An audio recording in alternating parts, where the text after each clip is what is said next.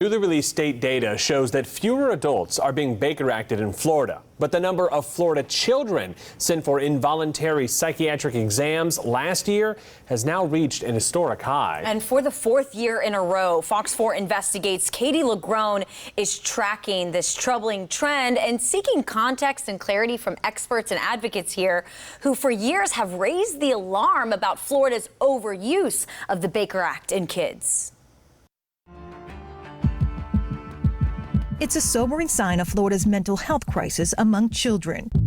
More involuntary mental health exams are being done on kids in Florida than ever before, the number exceeding 38,000 between 2020 and 2021, according to the latest annual report released by USF's Center for Baker Act Reporting. That's an increase of 77% in just the past decade, and equivalent to an average of just over 100 kids a day who in 1 year were mentally examined against their will in Florida. I am not surprised at all. In fact, I was a little concerned or dismayed that there was this false narrative happening during the pandemic that our children were doing well. April Lott knows the state's troubling trend of Baker acting children. The executive director for a trauma treatment center in Clearwater, she also served on the state's Baker Act Task Force, a group created by the legislature in 2017 to study why so many kids in Florida were being involuntarily examined under the state's Baker Act law. The sole mission was to figure out how to bring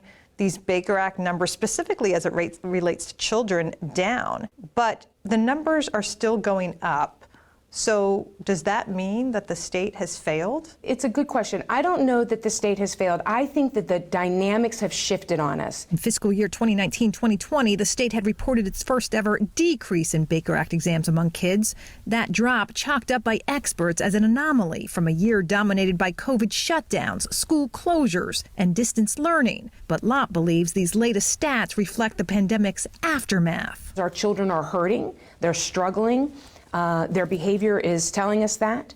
They are using words like suicide and death by suicide. The pandemic in particular has exacerbated that crisis in ways that I don't think people anticipated. Still, Lott also believes the Baker Act is overused on kids, especially at school. Where starting this school year, districts are now required to report the number of Baker Acts they initiate on kids, and parents must be notified before their child is Baker Acted on campus. In Florida, we use the Baker Act sort of at the first sign of a problem when we should be using it as a last resort. Sam Boyd is a senior attorney with the Southern Poverty Law Center.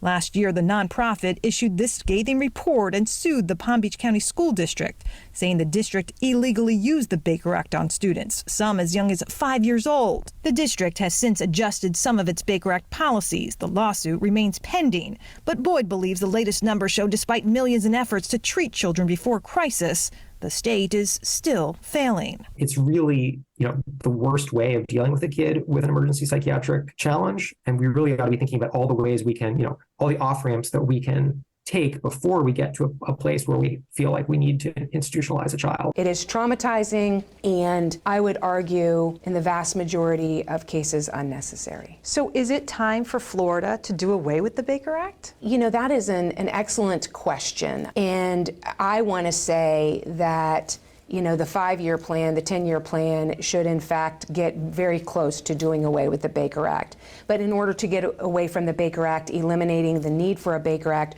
we have to invest upstream.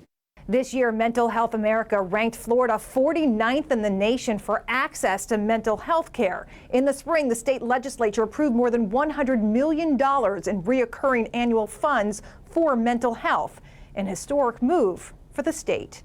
I'm Katie LaGrone reporting.